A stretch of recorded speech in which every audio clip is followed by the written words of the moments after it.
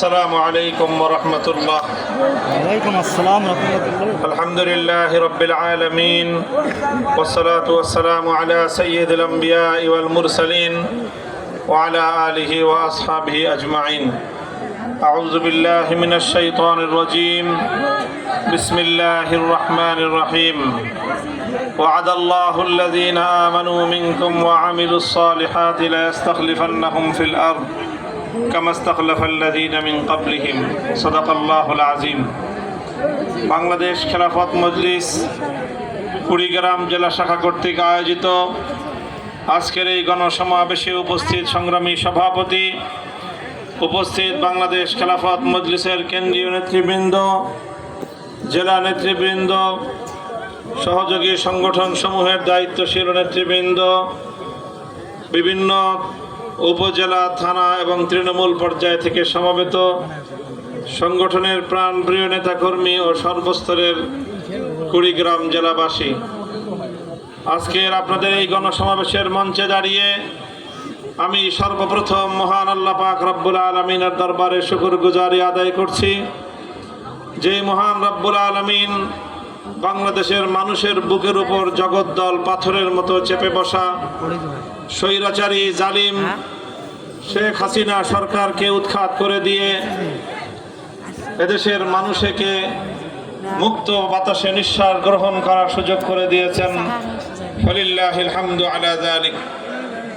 আমি আপনাদের কুড়িগ্রামের আজকের এই গণসমাবেশে উপস্থিত বিপুল উপস্থিতিকে লক্ষ্য করে বলতে চাই, আজকে আমরা বাংলাদেশে দীর্ঘ ফ্যাসিবাদ, স্বৈরতন্ত্র, জুলুমতন্ত্রের মোকাবেলা করার পর মুক্ত এক বাংলাদেশে আমরা দিনাতিপাত করছি।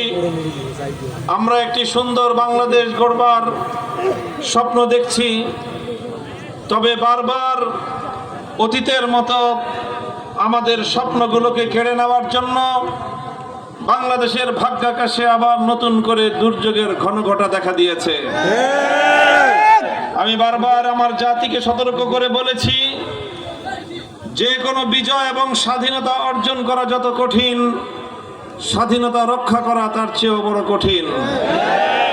অতীতে আমরা বারবার আধিপত্যবাদী শক্তিগুলোকে পরাস্ত করেছি, দুর্ভাগ্যজনকভাবে আবার নতুন আধিপত্যবাদ এসে আমাদেরকে গ্রাস করেছে।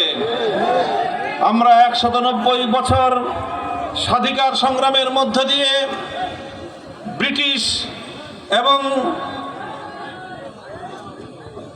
সেই 7 সমুদ্র 13 নদীর ওপার থেকে আসা আমার বাংলাদেশ এবং এই গোটা এই উপমহাদেশের স্বাধীনতা হরণকারী ব্রিটিশ বেনিয়াদেরকে বিতাড়িত করে স্বাধীনতা অর্জন করেছিলাম। দুর্ভাগ্যজনকভাবে সেই স্বাধীনতার ফসল আমরা ঘরে তুলতে পারিনি। কলকাতার দাদাবাবুদের আধিপত্যবাদ খর্ব করে পূর্ব বাংলার মানুষ যখন, ভাই আপনারা চুপ করেন না, এখানে মিডিয়ার লোকজনদেরকে ডিস্টার্ব করতেছেন কেন? সবাই বসেন, কথা বলেন কেন? সামনে থেকে কোনো আওয়াজ করবেন না, কথা শুনেন, কথা তো মাইকে শোনা যাচ্ছে। এখানে যারা মিডিয়ার লোকজন আছে তাদেরকে তাদের দায়িত্ব পালন করতে দেন, তারা তো আগেই ছিল এখানে, কেউ কোনো কথা বলবেন না। 19 শতকে 20 শতাব্দীর গোড়ার দিকে বঙ্গভঙ্গের মধ্য দিয়ে বাংলাদেশের এই অঞ্চলে, পূর্ব বাংলার এই অঞ্চলে মুসলিম জাতিসত্তা গঠনের যে স্বপ্ন দেখেছিল এই জাতির জনপদের মানুষেরা, সেই স্বপ্নটা পূরণ করার জন্য যখন এদেশের মানুষ, পূর্ব বাংলার পিছিয়ে পড়া মুসলমানরা, তারা তাদের জনপদের উন্নতির জন্য বঙ্গভঙ্গের মধ্য দিয়ে তারা একটি স্বাধীন জাতিসত্তা গঠনের অভিপ্রায় নিয়েছিল, তখন আমরা দেখেছি রবীন্দ্রনাথ ঠাকুরদের মতো সাম্প্রদায়িক উগ্র হিন্দুত্ববাদীরা কখনোই পূর্ববঙ্গের মুসলমানদের উত্থানকে বরদাস্ত করে নেয়নি।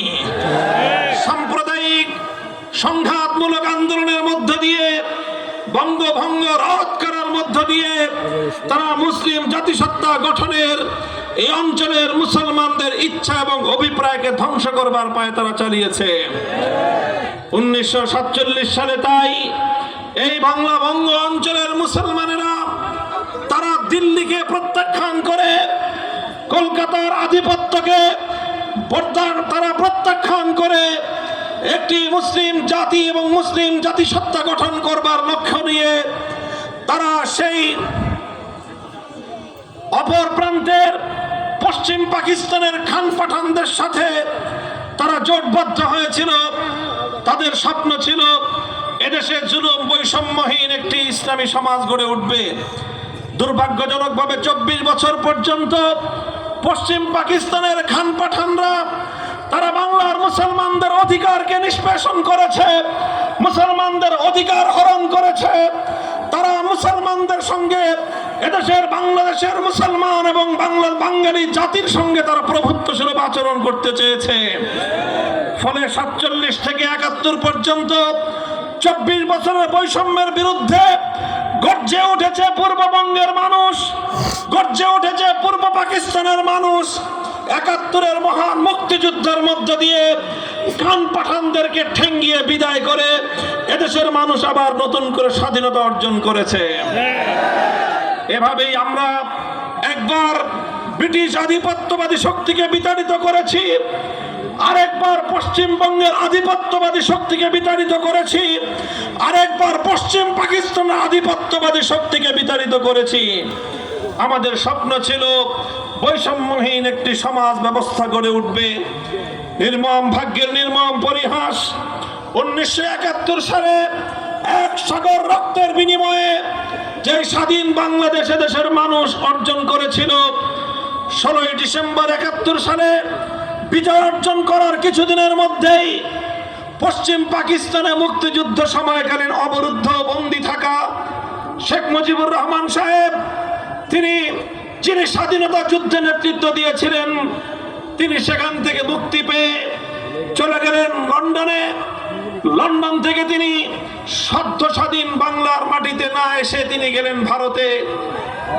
তিনি ভারতে গিয়ে ভারতের তৎকালীন প্রধানমন্ত্রী শ্রীমতী ইন্দিরা গান্ধীর কাছে গিয়ে ধর্ণা দিলেন। শ্রীমতী ইন্দিরা গান্ধী ভারতের তৎকালীন প্রধানমন্ত্রী শেখ মুজিবুর রহমান সাহেবের মুজিব কোটের পকেটে একটা চিরকুট ধরিয়ে দিলেন, আর সেই চিরকুটের মধ্যে নির্ধারণ করে দিলেন বাংলাদেশের মানুষের ভাগ্য। রক্ত দিয়ে, জীবন দিয়ে স্বাধীনতা অর্জনকারী বাংলাদেশের মানুষের স্বপ্নকে তিনি হত্যা করলেন। একটি চিরকুটের মধ্যে তিনি লিখে দিলেন আগামীর বাংলাদেশের রূপরেখা কি হবে, বাংলাদেশের সংবিধান কিভাবে প্রণীত হবে। সেই ভারতীয় প্রধানমন্ত্রীর প্রেসক্রিপশন অনুযায়ী 1972 সালে শেখ মুজিবুর রহমান সাহেব একটা সংবিধান দিলেন, যেই সংবিধানের মূলনীতি ছিল মুক্তিযুদ্ধের চেতনা পরিপন্থী, যেই সংবিধানের মূলনীতিগুলো ছিল বাংলাদেশের মুসলিম জাতিসত্তা গঠনের 1000 বছরের ইচ্ছা এবং অভিপ্রায়ের, সেই অভিপ্রায়ের সম্পূর্ণ বিপরীত ধর্মী ভারতীয় সংবিধানের মূলনীতিগুলোকে, ধর্মনিরপেক্ষতাকে বাংলাদেশে আমদানি করবার এক পায়তারা চালানো হলো। এভাবে 71-এর মুক্তিযুদ্ধের চেতনাকে ছিনতাই করে 72-এর বাকশালী ধর্মনিরপেক্ষতা নামক নতুন রাজনৈতিক দর্শন এদেশের মানুষের কাঁধের উপর চাপিয়ে দেওয়া হলো। সংগ্রামী সাথী ও বন্ধুগণ, আমি বলছিলাম যেভাবে 1905 সালে, 1947 সালে, 1971 সালে বারবার আমরা রক্ত দিয়ে, জীবন দিয়ে বিজয় অর্জন করেছি, কিন্তু আমাদের বিজয়কে আবার ষড়যন্ত্রের মাধ্যমে ছিনতাই করা হয়।